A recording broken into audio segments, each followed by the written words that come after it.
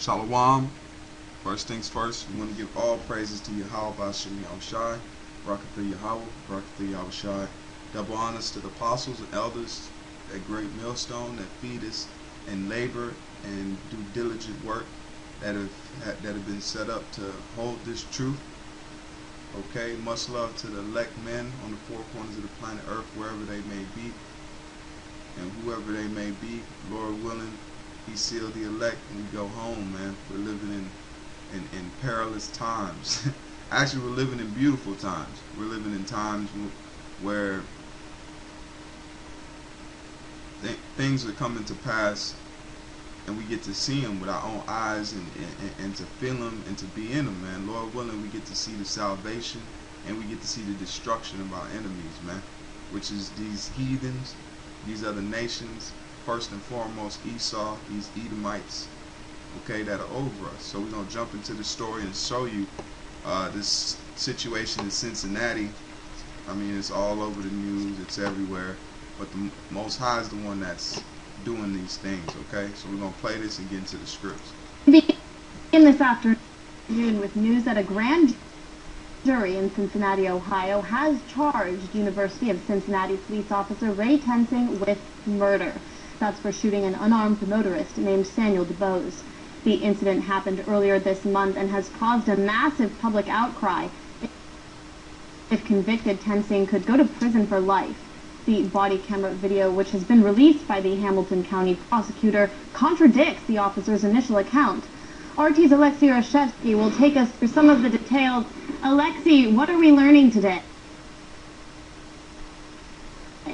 Well, Anya, we have seen emotions running high in Cincinnati ever since July 19th, when the incident in question took place. We've seen very emotional scenes at the funeral of Sam Budos, and these emotions have probably spilled over into the press conference we saw today by the prosecutor of Hamilton County, Joe Detters.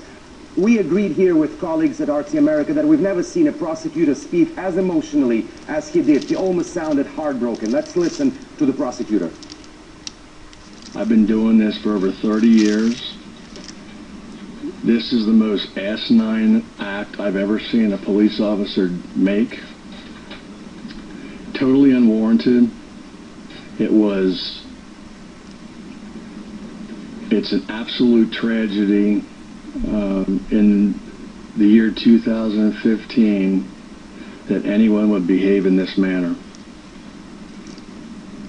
It was senseless, and I met with a family just moments ago. It's just horrible. Yes.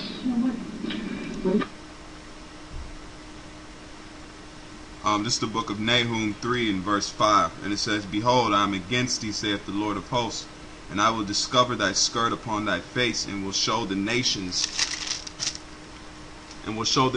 thy nakedness, and the kingdoms thy shame. And I will cast abominable filth upon thee, and make thee vile, and will set thee as a gazing stock. And it shall come to pass that all that look upon thee shall flee from thee, and say, Nineveh is laid waste. Who will bemoan her? Whence shall I seek comforters for her? For thee." The main point was in 5.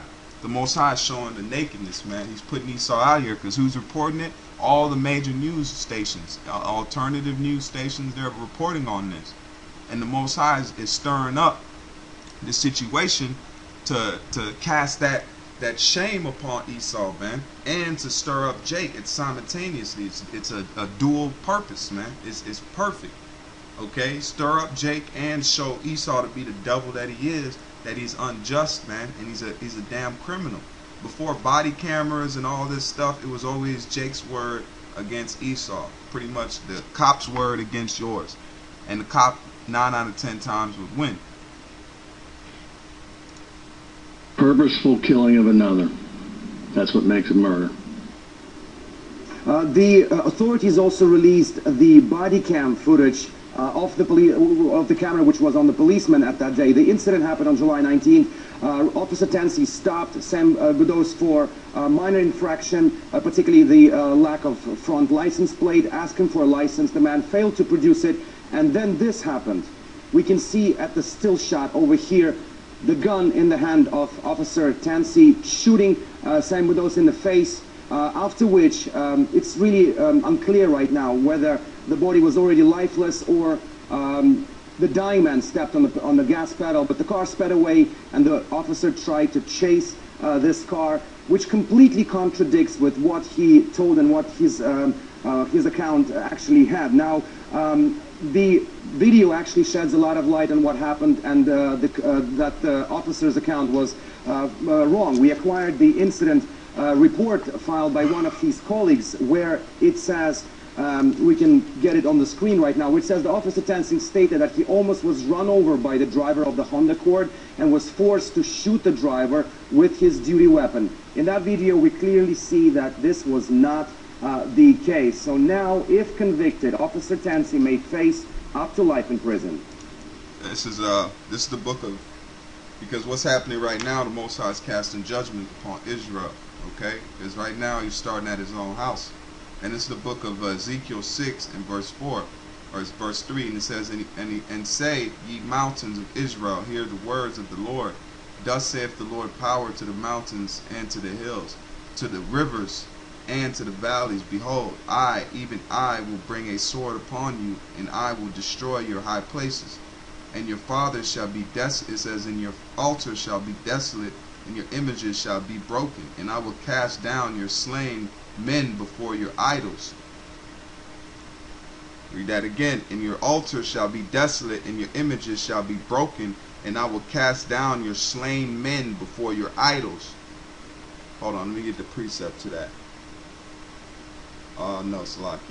Verse 5, and it says, and I will lay the dead carcasses of thy, it says, and I will lay the dead carcasses of thy children of Israel before their idols, and will scatter your bones round about your altars. And Jerusalem's a people before it's a place, wherever we dwell in that. So the Most High is casting all these things out, man. You've seen all the different police shootings and the different how you say incidents that are happening. This is to stir up Jake, man. And the Most High is putting a sword on Jake. And it says, this is verse 6, in all your dwelling places the cities shall be laid waste, and the high places shall be desolate, that your altars may be laid waste and made desolate, and your idols may be broken and cease, and your images may be cut down, and your works may be abolished. And the slain shall fall in the midst of you, and ye shall know that I am the Lord. See that? And the slain shall fall in the midst of you, and ye shall know that I am the Lord. You see? Now let me jump to Ezekiel 15 and 7. It's the book of Ezekiel 15 in verse 7. And it says, and I will set my face against them. They shall go out from one fire, and another fire shall devour them. And ye shall know that I am the Lord when I set my face against you. And I will make the land desolate, because ye have committed the trespass, saith the Lord power. The next thing, the Most High is setting his face against his people. But he's going to ultimately destroy this land and destroy parts of the planet Earth, man. And he's going to take Esau out of power, but he's starting at his own house, man. He's setting his house straight. Okay, so we're going to jump into the next story. And this is a little bit, because I always love touching on the UFOs anytime I get a chance that the Lord allows. And I seen this video on RT. Actually, I seen it on Dabu 7, and then I jumped over to the RT link.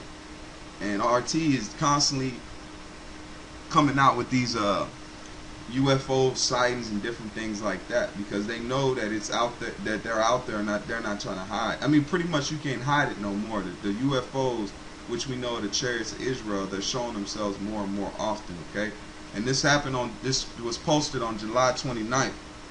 It says, alien swarm, 10 UFO-like objects filmed flying over Japan. Video.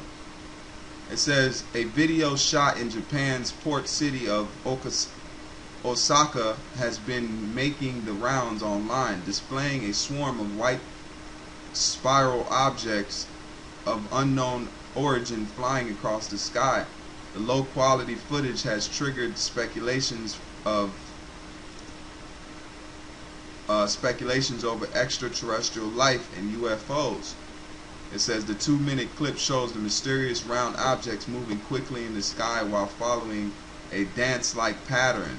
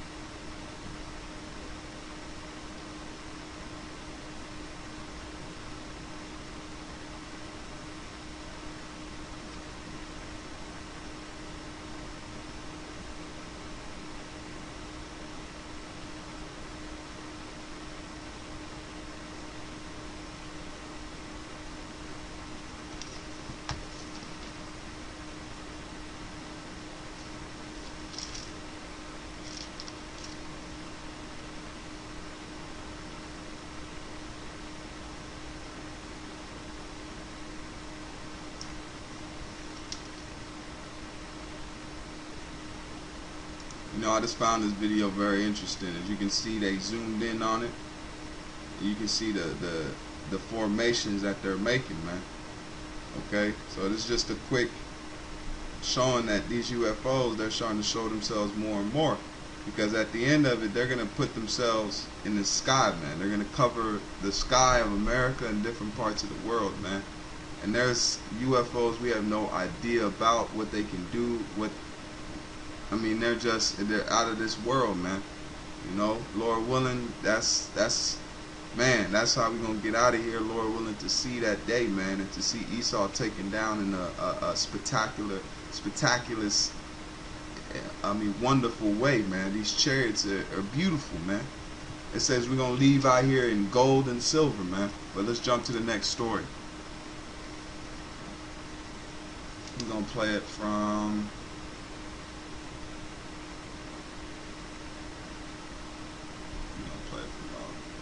about here. It happens every day of the week, and I think people should pay attention. It means something. The Prime Minister also said Israel reserves the right to defend itself. Does that mean that you consider the military option, a strike against Iran's nuclear program, still very much alive?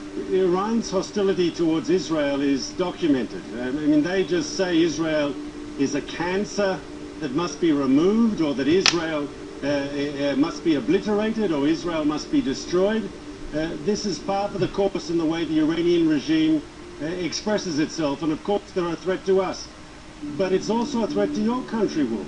But first, let's go to Ambassador Bolton. Ambassador, will Iran keep its word? Absolutely not. I'd tweet twice on that. Look, Iran has been violating its commitment under the Nuclear Non-Proliferation Treaty not to seek nuclear weapons for almost 35 years. So today it's agreed to commit not to seek nuclear weapons under this agreement. There's no evidence whatever that Iran has made a strategic decision to give up that long quest for deliverable nuclear weapons. That's a critical fallacy underlying the entire Obama administration position. What was our alternative? To have no deal at all and have the sanctions continue to cripple them? Is that what the sanctions were not crippling them? I mean, so what would you have done? Well, I think the course we've been on really for 20 years now has led to the point where the most likely outcome, deal or no deal, is Iran gets nuclear weapons. The unpleasant reality is the only way to stop Iran from getting nuclear weapons is if somebody's prepared to use military force. Would you expect that Israel would take some military action, or is Israel going to just sit back and be unhappy with this and watch it unfold whichever way it unfolds? I think they should have taken action 5 years ago. So what do they do now?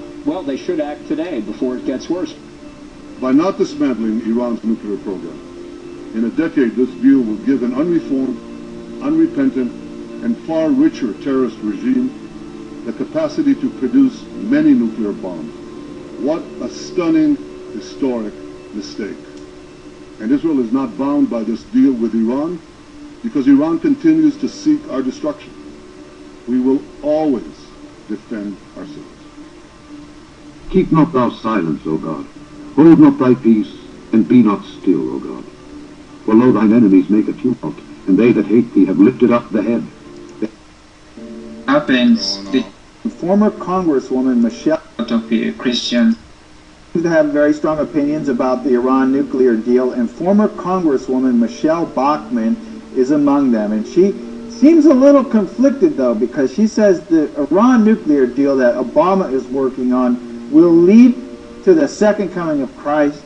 We need to realize how close this clock is to getting toward the midnight hour. And I think that's why, for our sake, for the sake of our family, for our nation, for the next generations, we need to cry out to a holy God.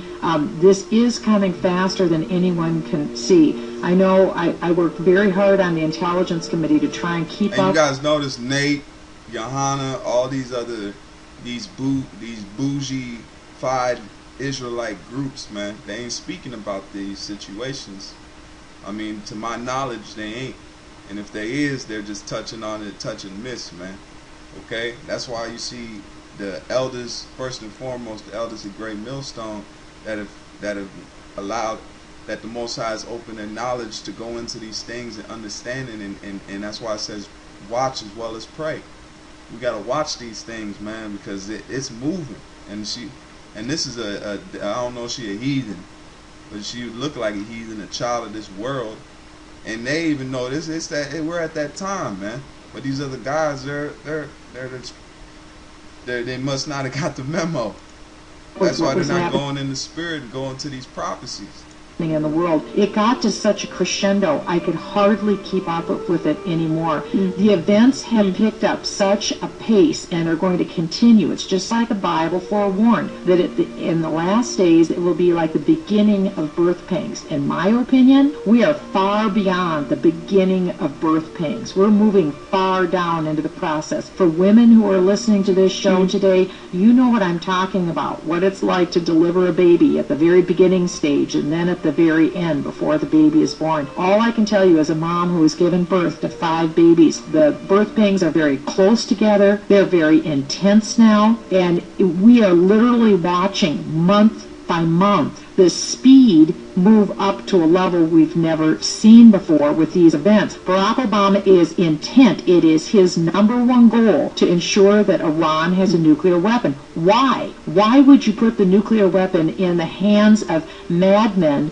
who are Islamic radicals who believe it's their religious duty to bomb Israel and to bomb the United States? That is where we're headed right now. And that's why the best thing that we can do is have churches and pastors explain our times. Believers need to get our lives right with God. And then we intercede. We intercede and intercede. And then not despair, but rejoice that we get to be living in the most exciting time in history. Prophets said we look to the future. We long to see those days and live in those days. Why? Because it's the return of a soon and coming King. Jesus Christ is coming back. We, in our lifetimes, potentially could see Jesus Christ returning to earth, the rapture of the church. This is one of the most exciting times in history. We need to be exactly watching the tenor of the times, be observing, and look up our redemption draweth nigh. These are wonderful times, but we see the destruction, but this is the destruction that was foretold. Listen, this is what the Lord says. The Lord has spoken with me this night about events. Jump into the next video.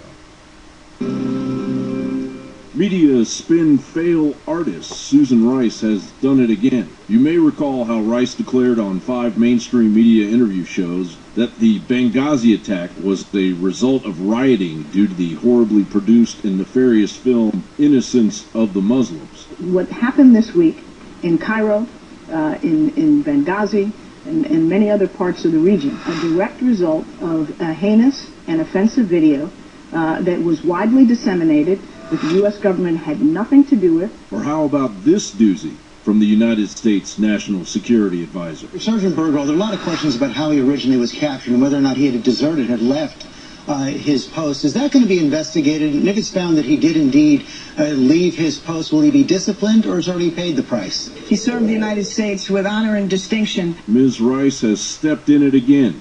The sanctions will be suspended, and Iran will begin to be able to access its frozen accounts around the world. What do we think they'll spend that money on?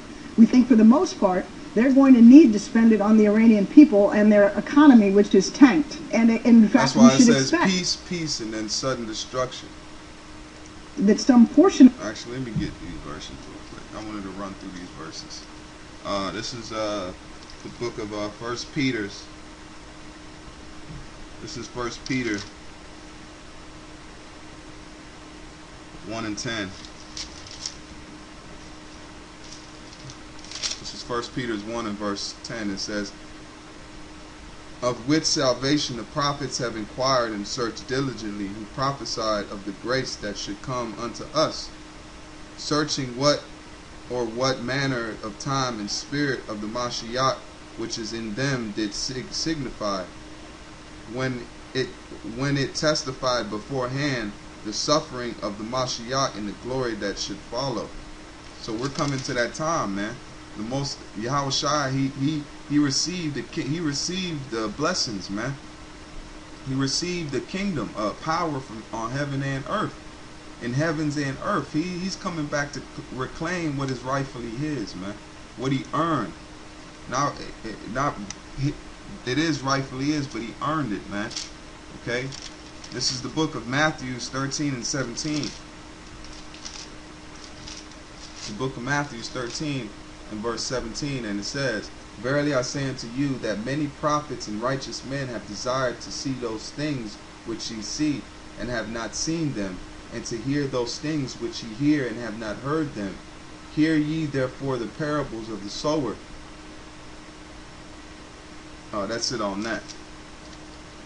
Let me get Luke 10 and 24. It's the book of Luke 10 and verse 24, and it says, "For I tell you that many prophets and kings have desired to see those things which ye see, and have not seen them, and to hear those things which ye hear, and have not heard them." So we're living in beautiful times, man. We get to see the downfall of our enemy and the redemption and the salvation of the Mashiach, man, of Yahweh Shem Yahweh Shai. Of that money would go to the Iranian military and could potentially be used for the kinds of bad behavior that we have seen in the region up until now. This admission opens up the floodgates to scathing criticism of the highly unpopular deal the Obama administration, NATO dubbed a historic breakthrough, made with Iran. Over $100 billion worth of frozen Iranian assets are to be thawed due to the deal that has Israeli Prime Minister Benjamin Netanyahu deeming it a historic mistake. While the negotiators were closing the deal in Vienna, Iran's supposedly moderate president chose to go to a rally in Tehran. And at this rally, a frenzied mob burned American and Israeli flags and chanted, "Death to America, death to Israel." Now, this didn't happen 4 years ago. It happened 4 days ago. An official spokesman cited by the Saudi Arabian press agency also said, Iran should, with the conclusion of this accord, put her resources towards its development and amelioration of the condition of the Iranian people, instead of provoking troubles which would generate certain reactions from countries in the region. But of course, the reckless hubris of the Obama administration would have us ignore this.